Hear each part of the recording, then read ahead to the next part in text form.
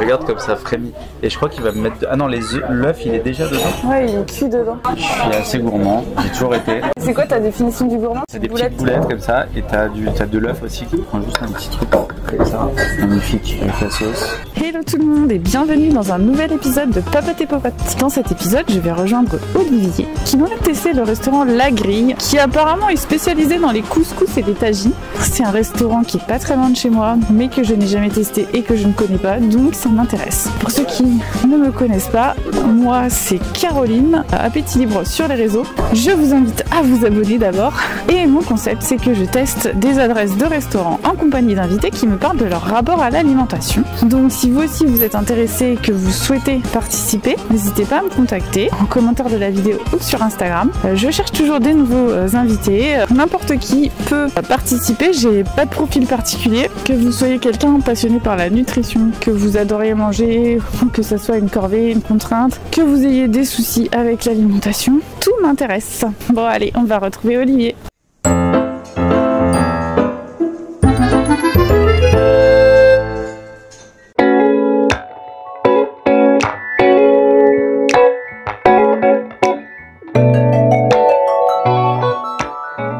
Je rejoins Olivier devant La Grille. Hello. Salut Olivier, comment ça va? Salut Caroline, bah ça va très bien, merci. Merci de m'inviter. Bah de rien. Est-ce que tu veux te présenter? Avec plaisir.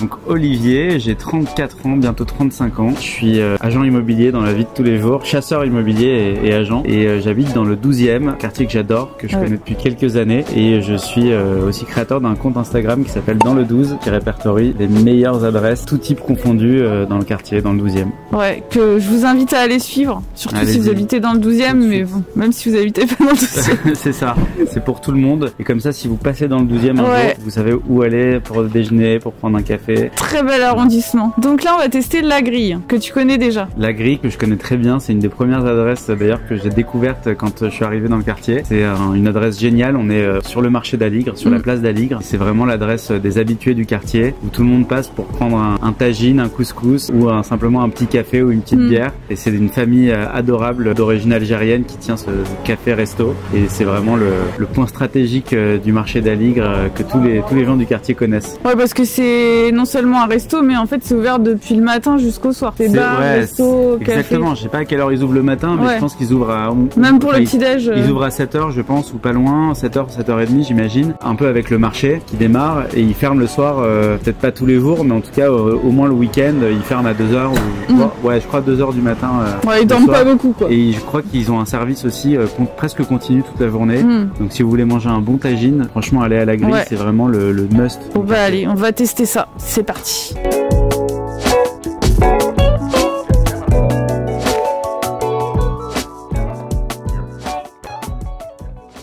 Ma première question, c'est pourquoi tu as choisi ce resto? C'est un resto que j'aime beaucoup. Je viens depuis longtemps, enfin depuis que j'habite dans le 12e, précisément, ça fait 2 ans et demi, 3 ans que j'habite ici. Et j'ai découvert ce restaurant au tout début, quand je suis arrivé dans le quartier. Donc on est sur la place d'Aligre.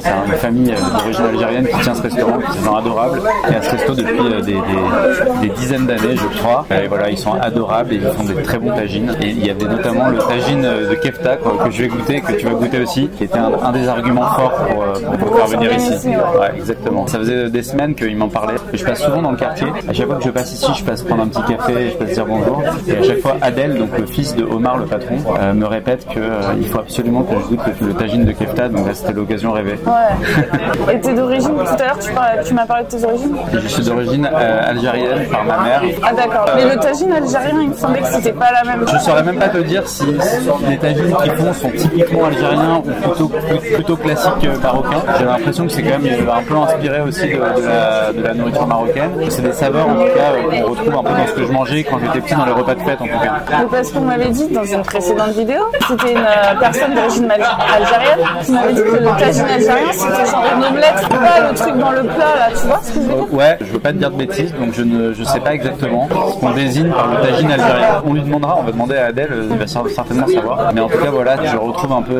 des ambiances et des saveurs des plats de ma grand-mère du côté de ma mère. Donc j'aime bien venir ici. Puis j'aime surtout les gens qui tiennent ce resto, qui sont vraiment ouais, ils sont adorables. Donc t'as grandi dans une culture culinaire maghrébine en fait.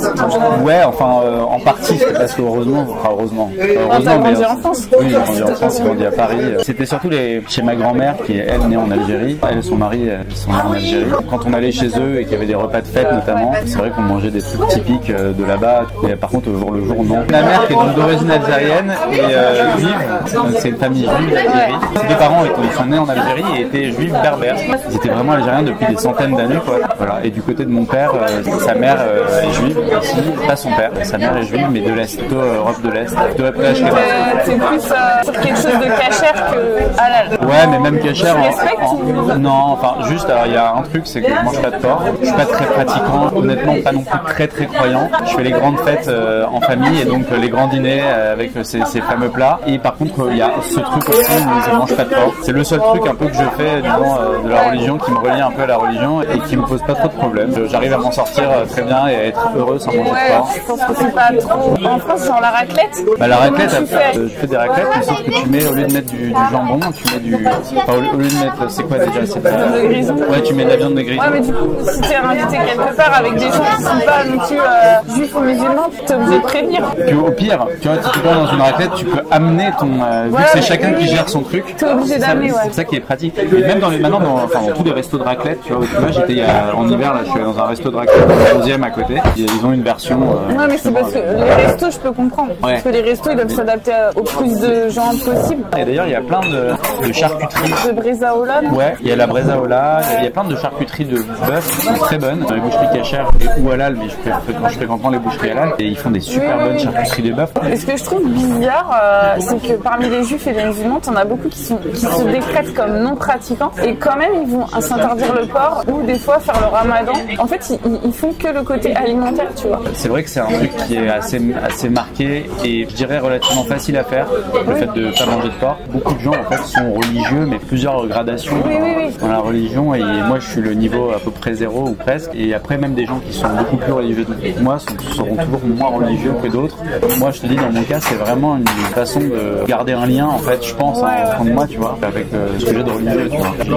J'esquive le jambon, mais même parfois c'est dur, hein. J'avoue que quand tu vois passer des assiettes de trucs de jambon qui a l'air de charcuterie incroyable, tu vois, en théorie les juifs ne mangent pas de fruits de mer. Moi j'adore ça, tu vois. Et t'en manges. Ah, je mange. Là, tu vois, c'est un truc. C'est pas trop connu. Et en fait, j'ai l'impression que dans ce truc de s'interdire le porc aussi, c'est aussi vis-à-vis de la communauté. Tu vois, tu te sens jugé. Par exemple, si tu fais pas le ramadan et que t'es musulman, tu peux te sentir jugé par tes pairs. Ouais, je sais pas s'il y en a qui le font un peu dans cette optique-là. Peut-être inconsciemment, que ce soit par ta communauté ou par ta famille. Oui, voilà.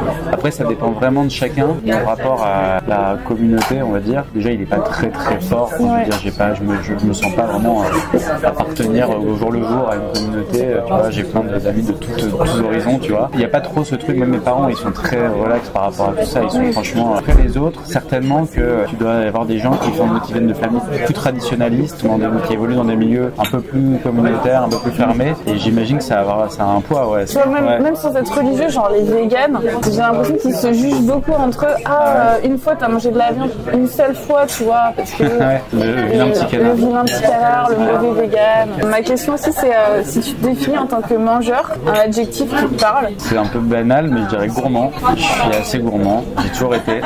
Et c'est quoi ta définition du gourmand? Parce que c'est pas la même. Enfin, tout le monde n'a pas la même définition.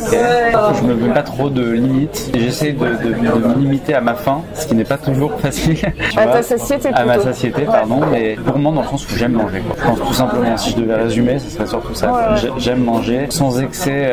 Je suis pas non plus un ogre, tu vois. Genre, je suis pas capable de manger des trucs énormes, mais c'est vrai que j'aime bien manger bon, mais aussi en quantité, tu vois. De belles assiettes, et ça se voit de plus en plus parce qu'avec l'âge, il faudrait que je fasse un peu plus attention à tout ça. Mais en tout cas, ouais, gourmand dans le sens bon vivant, je pense, tu vois. Ce qui est vrai d'ailleurs sur la bouffe et sur le reste. Je veux dire, tu aimes bien profiter, sortir, profiter de la vie parisienne. Ouais, j'ai pour le coup, c'est vrai, j'ai toujours du mal à m'arrêter quand je kiffe faire un truc, genre je suis en train de manger et je kiffe, et qu'il y a encore, tu vois, que je peux me resservir, je vais avoir tendance à me resservir. Pareil pour tout, pour l'alcool. Bon, après, voilà, encore une fois, je suis pas non plus le pire du pire, j'arrive à rester à peu près raisonnable. Je tire un peu parfois sur la corde dès que je kiffe un truc, une une soirée, tu vois, par exemple, je vais pas être le premier à partir, quoi. Ça se vérifie un peu dans tous les... Bah c'est bien, entre guillemets, c'est-à-dire que tu t'amuses. Tu vois, typiquement, c'est vrai que les soirées, c'est un truc assez parlant, parce que quand je m'amuse à une soirée, c'est pas forcément une soirée avec plein de monde et tout, mais juste entre potes, tu vois.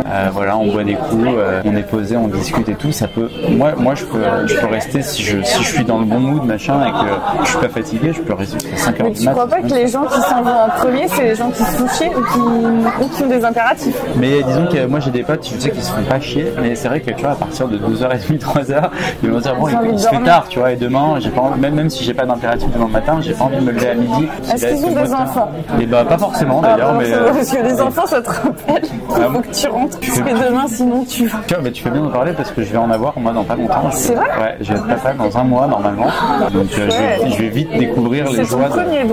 C'est ça, exactement. Et du coup, toi, tu te considères comme faisant partie de la communauté foodie Instagram ou franchement, toi, tu fais un peu tout, quoi. Tu fais tous les commerces du 12e. C'est ça. Et bon, c'est vrai que évidemment, le 12e étant le 12e, il y a beaucoup de restos et beaucoup de choses tournent autour de la bouffe aussi. Dans d'autres arrondissements? C'est moins foodie dans le sens, c'est moins le truc avec le nouveau resto branché, etc. Il n'y a pas trop ça ici. Paris, tu vas dans le 9e, 11e, 10e surtout. Tu as des nouveaux restos très trendy, vraiment foodie. Parfois pour certains qui sont très très bons. Ici, c'est pas trop le délire. C'est moins touristique. C'est un peu plus authentique, moins touristique. C'est quand même très bouffe. Le 12e, il y a beaucoup de bons restos, je trouve. Et ici, autour du marché d'Aligre, c'est quand même le sujet, quoi, la bouffe. Et tu vois que les gens, ils adorent. C'est un peu à la bonne franquette plutôt. Je suis pas trop dans le délire. Foodie, même si en effet, bon, c'est pas, il y a pas mal de vidéos que je fais sur des restos parce que voilà, ça s'y prête et parce que c'est des commerçants qui sont très présents dans le quartier. Mais je fais pas que ça, tu vois. J'ai testé un kiné. Ouais. Il y a des boutiques tout simplement. Il y avait l'horizon de Kéops. Il y avait l'horizon de Kéops. Et j'ai fait grâce à toi parce que j'en avais pas entendu parler. T'as aimé? Ouais, j'ai bien aimé. C'est sympa. Il y a même eu une clinique vétérinaire réservée aux chats. C'est aussi large que ça. En fait, toutes les bonnes adresses, c'est ça le concept en fait de ce compte. C'est de tester les bonnes adresses du quartier au sens très large. Et limite, si un jour je trouve j'ai besoin d'un avocat ou d'un notaire, j'essaierai de rester dans le quartier et je pourrais même faire éventuellement une vidéo. Bon, après, il faut que ce soit intéressant à montrer, mais l'idée c'est de dire voilà tous les bons services et produits et commerçants du quartier. Et c'est cool du coup si tu as un enfant parce que du coup tu vas peut-être faire des vidéos pour les parents parce que c'est un arrondissement hyper familial. Il y a beaucoup de familles ici, beaucoup d'enfants. Ouais, c'est clair. Le but étant de montrer tous les attraits qu'a le quartier, qu'a le 12e. Et il a une des meilleures maternités de Paris. Quand ils découvrent le compte, ils sont très heureux, les gens du 12e, de se dire ah putain ouf, il y a un mec qui fait des vidéos sur notre quartier, alors que pourtant c'est le quartier dont personne parle vraiment. Et en plus il y a plein de bonnes choses vraiment à montrer. Tu vois, il y a vraiment, c'est vraiment un quartier de commerçants. C'est un quartier commerçant. Et historiquement, c'est un quartier, la rue Saint-Antoine, la rue de Faubourg Saint-Antoine. C'est une rue qui est extrêmement commerçante. Le marché d'Alix, depuis le Moyen-Âge, quoi. Et ça a gardé ça à travers les siècles. C'est ça que je trouve génial et qui donne vraiment l'âme du quartier, quoi. Et du coup, bon, je suis amené à faire pas mal de restaurants parce que je suis contacté par pas mal de restos aussi qui ont découvert mon compte et qui veulent me faire découvrir et qui veulent que je les mette un peu en avant. Du coup, je vais pas mal au resto. Tu vas tous les combien à peu près? Minimum 2 fois par semaine. 2 fois par semaine dans le cadre de ton compte Instagram, mais tu vas aussi en dehors? Ouais, ça m'arrive aussi. Pour le fun. En vrai, ça va, j'ai pris l'habitude de prendre des vidéos et tout, mais les gens avec qui j'y vais, ça les saoule un peu, tu sais, quand tu filmes tout et tout. C'est sympa aussi parfois de juste poser son téléphone. Parce que tu vois, c'est pas comme ici où tu as juste ton truc posé et t'as rien à faire, t'as juste à discuter. Là, c'est un format un peu plus immersif où tu filmes les plats, tu filmes les trucs, tu filmes les gens. Faut la bonne lumière. Ouais, c'est ça, faut aller chercher le bon point de vue. T'as du monde dans le resto, t'as tout le monde qui te regarde, et si cool avec la caméra et tout. Pourquoi il me filme, machin. Après, ça m'arrive aussi de me faire des restos avec des gens pour le boulot, des potes, ma famille, tu vois. Vu que je bouge beaucoup la journée, j'ai des visites souvent vraiment à droite à gauche. Je peux aller, parfois je peux faire des journées où je suis le matin dans le 14e, puis le 15e, puis le 17e, puis le centre, machin. Donc t'as un travail en dehors de ton compte? Ah oui, bien sûr, ça c'est vraiment compte Instagram, je fais ça, ça me prend une demi-journée par semaine. Le reste du temps, je fais de l'immobilier. Et le midi, tu manges à droite à gauche? Parfois, je mange chez moi aussi, tu vois, parce que je bosse de chez moi, en fait, j'ai pas de bureau. Donc ça m'arrive quand même quand j'ai pas de visite. Souvent, par contre, j'ai des visites entre midi et 2. Bah, ça m'arrive aussi de rentrer chez moi pour manger après mes visites, mais souvent, quand j'ai, tu vois, des visites, plusieurs visites qui s'enchaînent, je mange dans un quartier. Ça, c'est assez cool aussi parce que, tu vois, ça m'arrive assez souvent de manger dans des quartiers assez différents où je ne serais pas forcément allé, tu vois. Je cherche souvent des petits trucs sympas, rapides pour manger. Et du coup, ça, comme c'est pas dans le concept de ton compte Insta, c'est entre guillemets pour manger, quoi. Ah, pas oui. forcément pour faire du contenu. Si tu vas pas te diversifier à faire du contenu sur autre chose. Ah non, parce que quand t'as un compte qui s'appelle Dans le 12, si tu commences à parler du 17e, même si c'est dans le 11e de l'autre côté de Nation là, de Nation ou du Faubourg Saint-Antoine, je le fais pas, tu vois, ça a pas trop de sens. Ouh là là.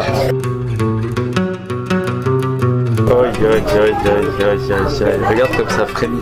Et je crois qu'il va me mettre. Ah non, l'œuf il est déjà dedans. Ouais, il est cuit dedans. C'est ce qu'il a dit. Ça a l'air trop bon. Ouais, grave. Donc toi, t'aimes bien le piment. Pour le coup, T'as été élevé là-dedans? Non, pas trop. Franchement, non. C'est un truc que j'ai appris à aimer, mais récemment. Et pour le coup, c'est un truc que je raconte pas mal en ce moment parce que depuis, je dirais 2 ans, 2-3 ans, je me suis mis à manger du piment alors que je ne mangeais pas trop à la base. Tu vois. Et en fait, je me suis rendu compte que j'adorais ça et que c'était une drogue. Et en fait, c'est une vraie drogue. Beaucoup de gens me disent, mais comment t'as fait alors pour apprendre à aimer ça? Selon les types de bouffe, parce qu'évidemment, t'as plein de types de piquants en fait, selon les nourritures. En France, c'est pas d'ailleurs pas trop un truc. Hein, et le piment d'Espelette, mais qui est en fait très doux. Dans beaucoup de cultures culinaires, t'as le piment sous des formes assez variées. Bon, ici, dans le Maghreb, c'est vrai qu'il y a la harissa, qui d'ailleurs c'est pas du tout le plus fort. Hein. Enfin, franchement, moi maintenant la harissa, avant ça me faisait. Non, mais c'est vrai que la harissa, j'en ai goûté une maison, Mamanissa, c'est un resto dans le 2e, algérien d'ailleurs. Et j'avais bien aimé, mais vraiment moi je prends une petite dose. Parce que je trouve qu'apraprès ça anesthésie et je sens plus le goût du reste. Merci. C'est quoi comme harissa? C'est berbère ou c'est harissa? C'est l'harissa de Tunisie. C'est Cap-Bon. C'est vrai? Ah, elle est très bonne, j'adore. Tu connais la berbère aussi, harissa berbère? C'est la classique. C'est la jaune, la Cap-Bon. Ouais, parce que c'est ça, moi je trouve que le dommage c'est que moi ça m'anesthésie. Ouais. Et après j'apprécie pas ce que je mange. Alors j'en goûte un peu à part, tu vois, un petit peu. Ouais. Mais je mets pas tout dans le plat parce que tu vois comme ça non, j'ai peur que ça gâche mon plat. C'est vraiment une question d'habitude. J'ai ma fourchette stérile, je goûte comme ça. Ton palais il s'habitue très bien. C'est drôle parce qu'au début ça pique pas, c'est pas fort ça pour moi. J'ai goûté un trait comme ça, tu vois. Ok. C'est pas beaucoup. Non, ça va, mais elle est pas très forte celle-là. C'est vrai que c'est connu pour ça. Et en fait, quand tu manges régulièrement du piquant, tu te rends compte que t'en veux toujours plus et que t'es jamais vraiment rassasié en fait. T'as besoin que ça pique. Tu vois, il y a un côté assez psychologique où tu te dis que je peux pas vraiment kiffer un plat, même si parfois ça pique assez vénère. Ça m'anesthésie pas au point que j'ai plus la sensation mais du du plat. coup, si tu me dis que c'est une addiction, j'ai pas trop envie d'apprendre à aimer. Si c'est encore une addiction, non merci. Encore une autre. Et c'est vrai que j'ai cette discussion avec des gens avec qui je partage un peu ce truc. T'es pas le premier à me raconter ça. Beaucoup de gens, quand je les interroge sur le piment, ils me disent qu'ils adorent et que pour eux, il en faut toujours plus quoi. T'as même cette fameuse chaîne de restaurants chinois qui s'appelle 3 fois plus de piment. Ils ont fait 3 fois plus de piment. Mais ça c'est bien parce que tu peux te doser. 3 fois plus de piment, c'est leur premier niveau de resto. C'est le moins pimenté parce qu'après ils ont 4 fois plus, 5 fois plus, justement pour rejoindre notre discussion tout à l'heure. Quasiment que des plats au porc. Ouais, pas que ça, mais faudrait que j'y aille un jour. Mais déjà les gens qui m'ont parlé de ce resto, je sais qu'ils sont très chauds sur le piment. Ils m'ont dit déjà 3 fois plus de piment, t'es vraiment énervé, tu vois. Et c'est vrai que les Chinois, ils sont à un niveau, ils mangent extrêmement pimenté. Je pense que ça doit être. C'est pas pour que en Inde, c'est quand même aussi pas mal piquant. Il paraît que ça mange vachement piquant, mais je crois que ça dépend des régions. C'est très, pas piquant, mais très épicé. Parce que moi, quand je suis allée en Inde, j'avais l'impression que en Chine, tu vois, t'as des plats pimentés et des plats non pimentés. Alors qu'en Inde, j'ai l'impression que tout est pimenté chez eux. Ah ouais? Là-bas, okay. Sur place. Après, j'ai pas fait toute l'Inde. Je suis allé en Inde et j'ai fait 2 régions en Inde. Je me souviens pas, mais peut-être parce que j'ai fait des trucs, en fait, j'étais peut-être un peu plus jeune et peut-être fait des trucs un peu balisés, touristes, machin, où ils te servaient de base pas de trucs pimentés, tu vois. Après, moi, c'était il y a un petit moment et je pense que j'étais encore plus sensible au piment que maintenant. C'est vrai que quand tu rentres dans ce délire de je kiffe le piment et dès qu'il y a l'occasion, parce qu'un type de cuisine s'y prête, que ce soit asiatique, Maghreb, Caraïbes aussi, etc., ou Amérique du Sud aussi. Il n'y a qu'en Occident en fait. Ouais, c'est ça. Je sais pas si c'est lié à un truc de conservation, tu vois. Ça pousse dans les pays chauds, non? Ouais, les piments, ouais. Oui, c'est sûr. Ouais, ça doit se piloger. Est-ce que tu veux goûter? Ah oui, je vais te poser la question. Avant que je rajoute du piment. Ouais, je veux bien. T'as des petites boulettes comme ça et t'as de l'œuf aussi qui est sympa. Les amis, tout se passe bien? Ouais. Trop bien. Et vas-y, on goûte. Tu veux? Je prends juste un petit truc comme ça. Magnifique avec la sauce. Moi, c'est un petit peu sucré. C'est pas mal. Et vraiment, je me rends compte que je vais assez loin parce que maintenant j'ai des sauces piquantes chez moi. Et en fait, même quand je mange pas des trucs de bouffe, quand je me cuisine des trucs chez moi, à chaque fois que tu sais comme Un petit peu bourguignon. Ouais, bon après je cuisine pas trop ça. Enfin, bon pourquoi pas. Enfin en tout cas quoi qu'il, s'il y a typiquement de la viande, j'ai mes sauces qui ont des goûts différents, des niveaux de piquance différents et qui sont pas adaptés toujours au même type de plat. Je me rends compte que j'en veux toujours un peu toujours plus. Ouais. Même au cours d'un repas, tu vas prendre une sauce assez piquante, tu vas en mettre un peu, tu vas commencer ton repas et tu vas prendre une bouchée. Là ça va un peu t'attaquer. Après ça, tu t'habitues. Ouais. Et tu cuisines chez toi alors? Ouais, un petit peu. J'aime bien parce que maintenant on a notre appart et on a une belle cuisine, une cuisine sympa pour cuisiner. Et donc on le fait de plus en plus. Et tu cuisines quoi? C'est quoi que t'aimes bien? C'est quoi tes plats favoris? Alors moi j'aime beaucoup faire des salades. Enfin, c'est pas du tout le truc compliqué à cuisiner, mais c'est vrai que j'ai toujours une passion salade, genre grande salade, tu vois, avec de la feta, des trucs un peu à la grecque. Différentes sortes, ouais. Ouais, mais j'ai un peu une obsession salade méditerranéenne, avec des influences un peu de toute la Méditerranée. Genre, je vais te mélanger une salade grecque avec t'as rajouté du thon. T'aimes bien inventer? Ouais, j'aime bien faire le feeling, ouais. Après, je cuisine pas des trucs très variés. Je suis quand même des recettes, tu vois, parce que j'ai pas beaucoup de plats dans mon répertoire personnel, tu vois. J'aime plus cuisiner en été. Je sais pas pourquoi. Enfin, quand il fait beau, tu vois, au printemps, en été. Ah ouais? Alors ici, avec le marché d'Aligre, c'est génial d'aller faire son marché, de choisir ses ingrédients, d'aller prendre son poisson, sa viande, ses légumes et tout, de rentrer chez soi et de se faire un bon déj le dimanche, tu vois. C'est vrai que c'est un kiff. Et en semaine, on cuisine aussi, heureusement, parce que sinon, on mangerait que des trucs, tu vois, un peu trop basiques, ou alors tout fait, ou alors commandé et tout. Quand même, on fait pas mal l'effort, au moins, je pense, 3 fois par semaine le soir de cuisiner. Mais c'est des trucs assez simples, quoi, tu vois. C'est des petits légumes, des petites poêlées de légumes avec un peu de viande ou pas, des soupes, beaucoup de soupe en hiver. C'est des trucs, on reste sur des trucs assez basiques parce que sinon, on se chauffe pas pour cuisiner, tu vois. Par moment, on aime bien se chauffer pour faire des trucs un peu sympas, mais au quotidien, on fait la version simple. Et du coup, ta cuisine préférée? C'est une question pas facile. J'ai pas envie de répondre Italie parce que c'est trop facile. Pas loin. Mon plus gros kiff, je crois, ce qui rassemble vraiment tous mes kiffs en cuisine, c'est la Grèce. Ah ouais? Ouais, cuisine grecque. C'est pas encore hyper démocratisé. Non, il n'y a pas beaucoup de restos grecs. Il y en a quelques-uns très bons à Paris. C'est trop un kiff. Je trouve tout ce qu'ils font, que ce soit les salades, leurs plats un peu plus moussaka, etc. Moi, j'adore les aubergines. Ouais, tout ce qui est à base d'aubergines. Et pour revenir un peu au sujet d'avant, du coup, tu disais que tu voulais faire attention.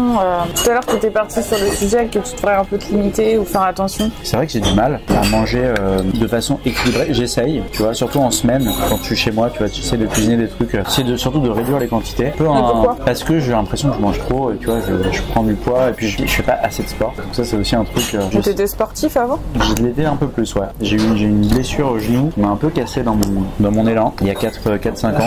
Voilà, maintenant je peux évidemment refaire du sport, mais j'ai un peu perdu l'habitude et tu vois. Enfin, comme tout le monde, pas tout le monde qui fait du sport. Non, mais je veux dire. Enfin, t'as l'impression que ton poids il fait que augmenter?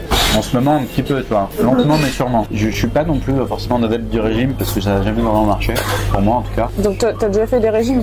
Ouais, mais bon, ça a pas duré très longtemps, ça a duré un mois, tu vois, je pense un mois et demi. Alors il y en a un qui a marché, mais sur le court terme, j'ai l'impression que c'est toujours un peu le souci. Bah, c'est toujours le souci, ouais.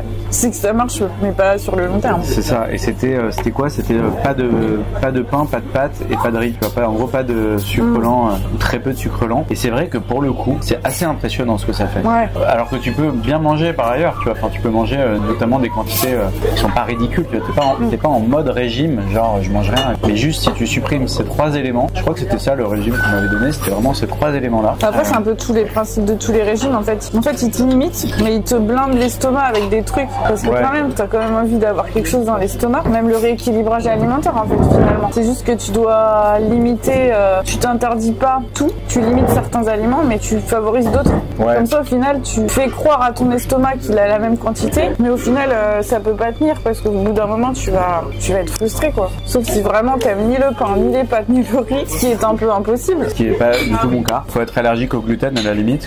Oui, parce que là ta motivation elle est différente. T'as un bâton quoi. Tu manges ça, tu vas morfler. Moi c'est pas mon cas. J'ai entendu beaucoup de trucs, de podcasts, de trucs qui parlaient de en fait parle beaucoup des calories. Déficit calorique. Voilà, pour maigrir, il faut dépenser plus de calories qu'on ingère. Je sais pas trop si c'est vrai, mais ça a du C'est vrai sens. sur le court terme. Le problème, c'est qu'on n'est pas une machine. Ça marche bien à court terme, mais après, si tu te frustres, au final, ça va te créer des envies décuplées. Mais en fait, quand tu vas te retrouver devant tout ce que t'aimes et que tu t'es interdit, bah, tu vas en manger plus que ce que t'aurais mangé si t'avais pas été dans la privation. Ouais, c'est sûr, parce que j'ai souvent un peu observé. J'ai pas trop envie de m'interdire des trucs. Par contre, je pense que si j'ai un objectif, mais il faudrait que je m'y mette, ce serait de réduire les quantités. En fait, ouais, mais moi je pense que ce qui est un peu dommage dans tous ces discours, ils apprennent pas à se dire qu'on va essayer, pour se réguler, se limiter entre guillemets, même si j'aime pas trop dire ce mot, de être à l'écoute de ce que ton corps te demande. Ouais. Je trouve que c'est bien, par exemple, de te limiter si finalement tu trouves que tu digères pas bien après, ou que t'as mal au ventre parce que t'as un peu trop mangé, ou tu vois, tu dors mal parce que t'as trop mangé le soir. Donc toi, en fait, ce que tu me dis, c'est si moi ma motivation c'est de perdre du bide, c'est pas une bonne motivation. Bah sauf si t'as du bide, mais c'est pas la motivation première, mais peut-être que t'as du bide parce que tu vas tout le temps au-delà de tes sensations. Dans ce cas, oui, là c'est possible que tu perdes du bide, mais si t'as du bide en mangeant sans te restreindre volontairement, c'est peut-être parce que t'es fait pour être comme ça. Et ça c'est entre guillemets le plus difficile à, je pense, à accepter. Surtout qu'avec l'âge, enfin on est tous fait un peu pour prendre du poids. Oui. Non mais de toute façon, je suis pas un ayatollah de ça et je le saurais jamais. J'aurais jamais un corps d'athlète, je m'en suis accommodé. Mais disons que faut que je limite le glissement vers en quelques années, j'ai pris quand même genre je pense en 5 ans, j'ai dû prendre pas loin de 10 kilos quand même, tu vois. C'est beaucoup, tu vois. Enfin, je veux dire, j'étais quand même bien plus mince il y a 5 ans. Il n'y a pas forcément de raison, tu vois. Enfin, je veux dire, j'étais pas maigre, tu vois. Moi, je te dis, j'ai toujours été gourmand, donc j'ai jamais eu ce truc. J'ai jamais eu un métabolisme de mec très sec, mais je me privais pas, tu vois. Je faisais pas de régime pour autant. Et là, c'est vrai que je me suis un peu laissé aller. Mais du coup, tu te privais avant. Si tu dis, tu t'es laissé aller. Je vois ça de façon un petit peu plus sournoise, c'est-à-dire que j'avais pas l'impression du tout de me priver. Je faisais pas du tout de régime, je faisais pas forcément attention. T'as peut-être moins de tentation. Et surtout, je pense que je faisais plus de sport en fait. Oui, bah, ça explique en fait. Mais est-ce que du coup, ton poids naturel avec sport et ton poids naturel sans sport, c'est pas le même? Ouais, voilà, c'est ça. Donc, est-ce que en fait là, ton poids il augmente, mais au bout d'un moment, il finit toujours par s'arrêter de grossir? Sauf problème métabolique, sauf. En fait, les gens qui prennent du poids indéfiniment, ça n'existe pas. Ou alors ils ont une maladie en fait. Oui. Au bout d'un moment, je veux dire, la balance s'équilibre. Alors peut-être tu es devenu trop gros pour ce que toi tu tolères, comme quand tu perds du poids finalement. Parce que quand tu perds du poids, au bout d'un moment ton régime ne marche plus, tu n'arrives plus à perdre. Et à l'inverse, c'est la même. Le danger, c'est que si là tu te dis bon, j'ai pris trop de poids, donc je vais essayer de limiter, donc tu vas perdre. Le risque, c'est que tu fasses tout le temps ça avec du yo-yo en fait. Donc en fait, la solution, c'est plutôt de faire du sport, quoi. Si j'ai envie de me sentir mieux, c'est pas forcément de limiter ce que. Après, c'est vrai que encore une fois, t'as raison dans le sens que je mange pas non plus à l'excès. Tu vois, c'est juste que je me dis pas, je me suis déjà fait une pizza cette semaine, ou tu vois. Typiquement en semaine, en début de semaine, tu vois, j'aime bien. Et avec ma copine, on se fait souvent juste des petits repas très simples en mode soupe, tu vois. Une bonne soupe, tu vois, et en vrai, ça nous va, c'est très bien. Donc on est relativement équilibré en vrai, en termes de bouffe, mais à mon avis, c'est plutôt une question de sport, et c'est pour ça que j'ai pris ces kilos, c'est que j'en fais moins. Ouais, bah t'es moins actif, mais du coup, c'est ton poids naturel sans sport.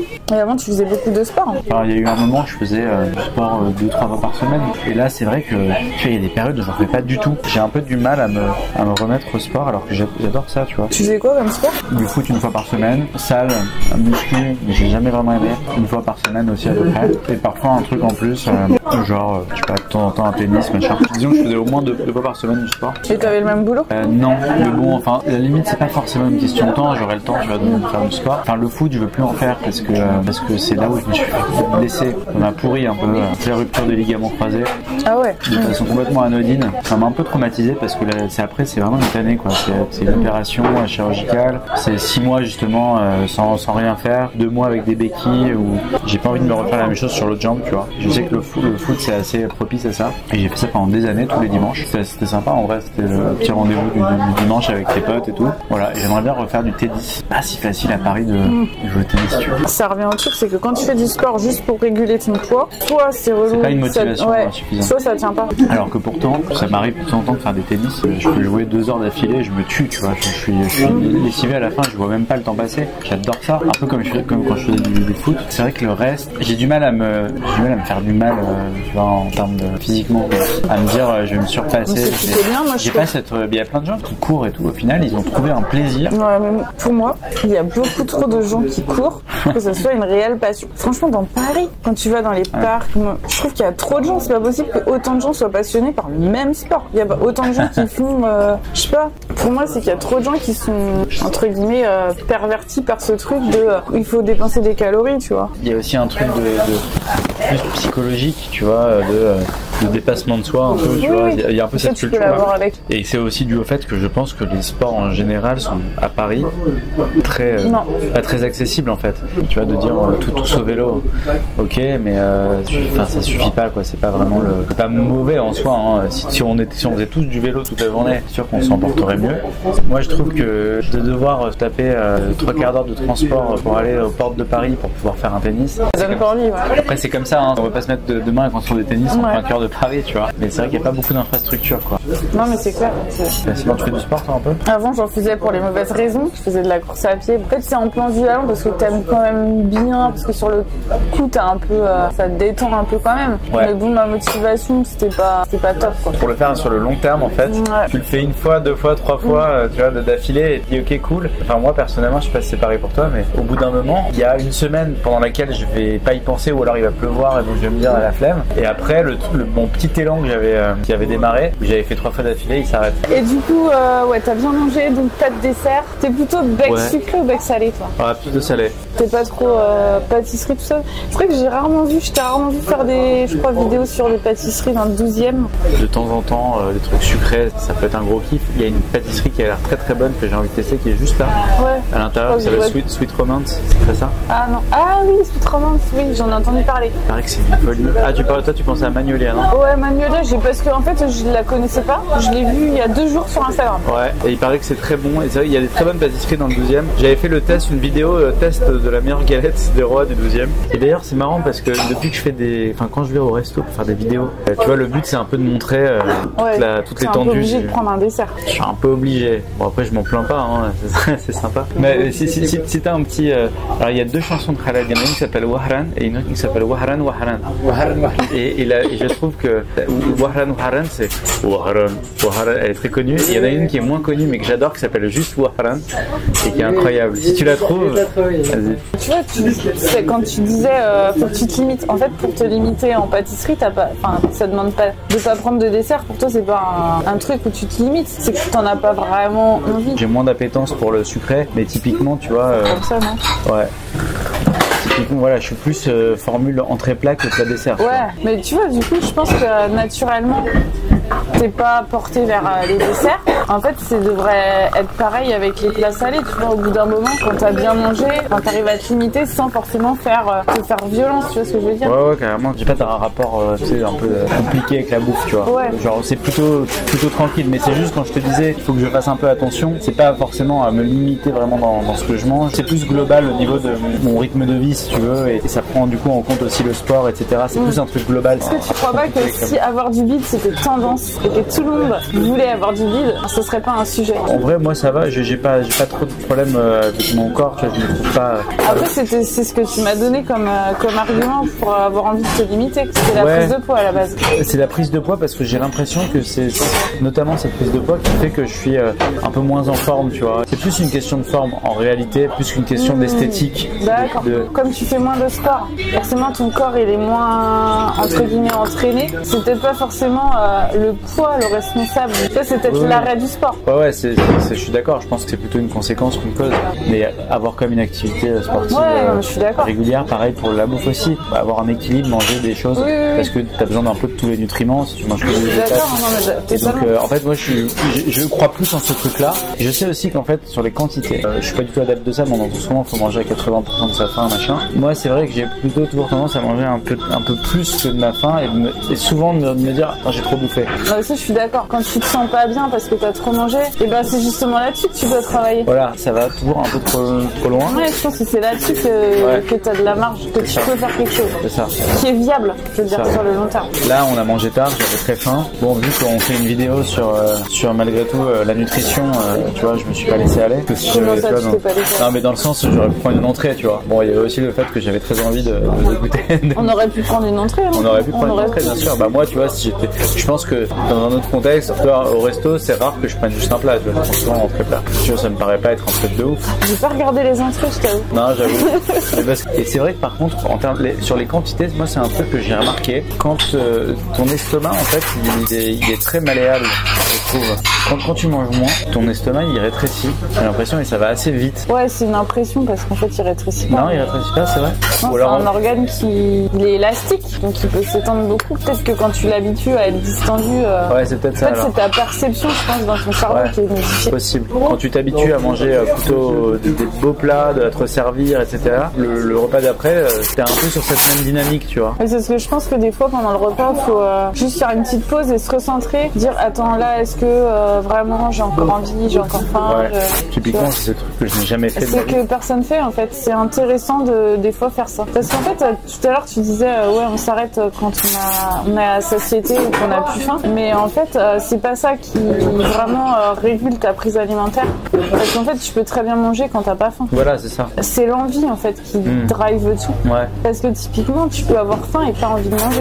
Mais moi, tu vois, si ma mère, elle vient de mourir, je peux avoir le plat le plus appétissant, j'aurais pas envie de le manger. Je peux avoir hyper faim, j'aurais pas envie de le manger. Oui, j'imagine. Tu vois, enfin, il y a une dissociation entre la faim et l'envie. Parce que la faim, c'est un truc physiologique, l'envie, c'est un truc mental. Ouais. Donc en fait, ce qui explique que quand t'as pas faim, tu peux avoir envie de manger.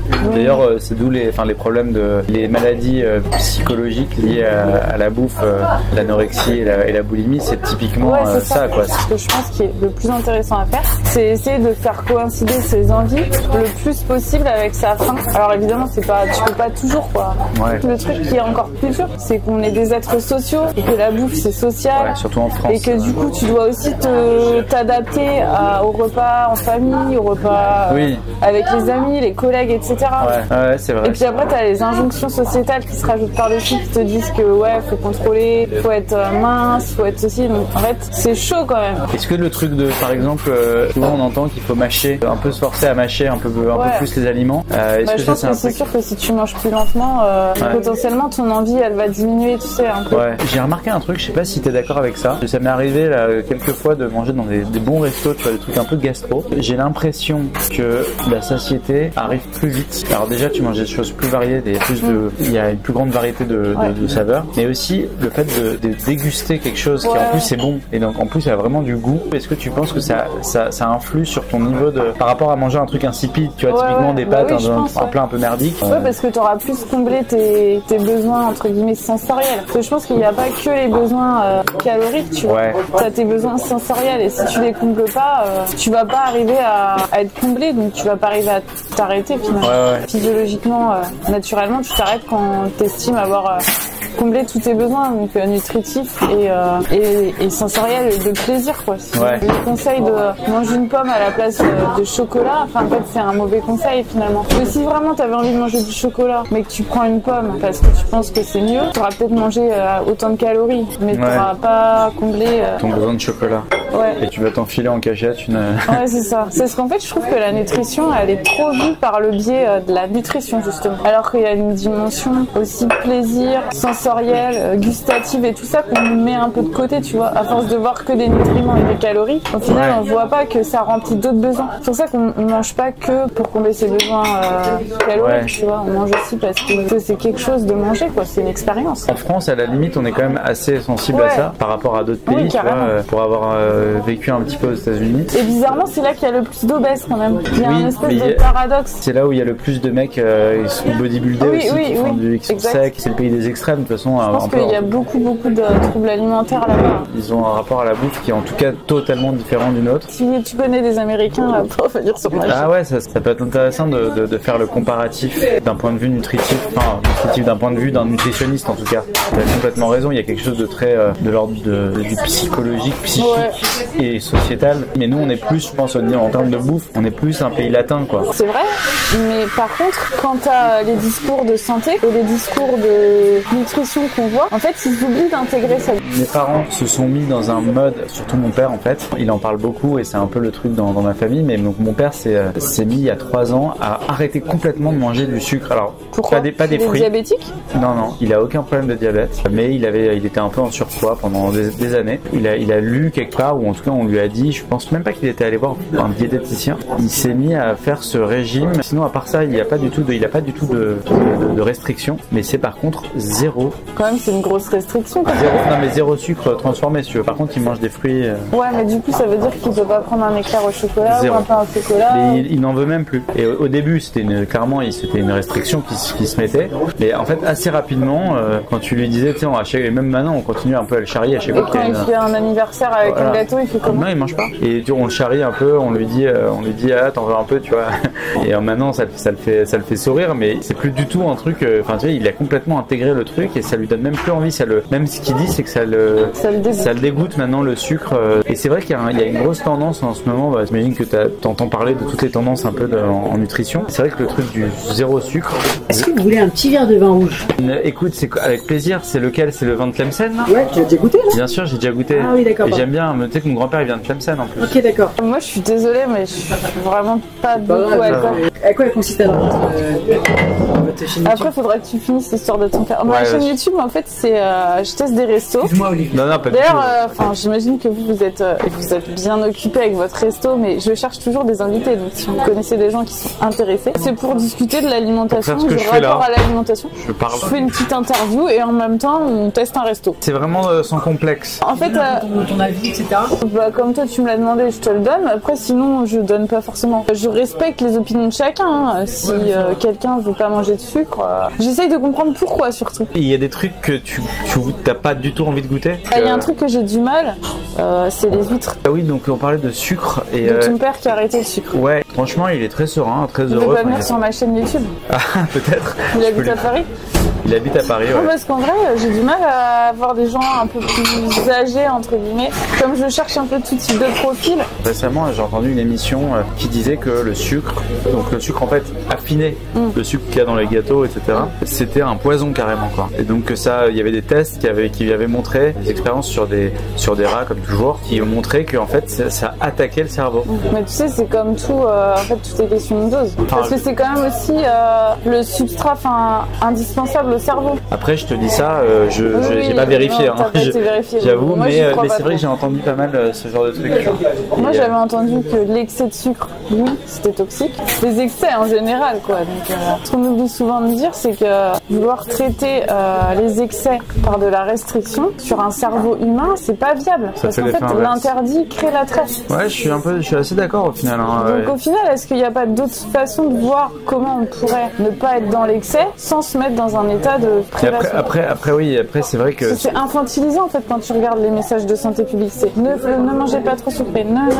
En fait, on dirait que c'est tes parents, quoi. Je suis d'accord avec toi sur le principe. Il y a certains cas, peut-être certaines personnes, certaines substances qui sont tellement addictives, ou certaines, bon, c'est évidemment pas le cas du sucre, c'est pas l'héroïne, tu vois. Ouais, ou certaines personnes qui sont trop facilement addictes. Là, pour le coup, ça peut être le sucre, tu vois. Et tout ça, c'est très psychologique et tout. Ouais. J'imagine qu'il y a certains cas où ce truc théorique de dire plus on interdit, plus on nourrit la bête, quoi. Et ben en fait, il y a certains cas où ça marche pas, mais au global, je suis d'accord avec toi. On a tous une sensibilité à l'addiction en général très différente. Oui, voilà. Il y en a, ils vont être addicts à Netflix très facilement, bien alors sûr. que d'autres, ils vont se limiter à 2-3 séries et voilà. Tu vois, mon père, pour revenir à lui, peut-être que lui a jugé que en fait il était trop facilement addict au sucre et il mangeait du sucre beaucoup trop facilement, et donc il a trouvé lui son équilibre en se disant moi j'arrête le sucre. Au début tu te dis franchement il s'est chauffé mais il va pas tenir.